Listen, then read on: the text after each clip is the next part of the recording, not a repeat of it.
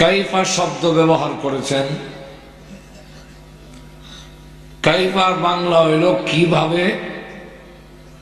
আমাদের দেশের ভাষায় আরো সহজ ভাষায় বলে কেমনে। আপনি যদি কাউকে আপনার বাড়িতে স্থান দেন,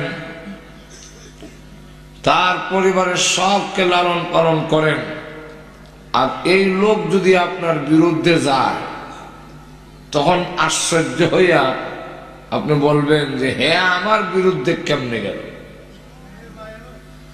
আল্লাহ পাক এই আয়াতের প্রথমে কাইফা শব্দ তাজ্জুবের জন্য আসে। মানুষ কিভাবে আল্লাহর সাথে নাফরমানি করে, এটা বড় আশ্চর্যের বিষয়। আল্লাহ রাব্বুল আলামিন বলে, কাইফা তাকফুরুনা বিল্লাহ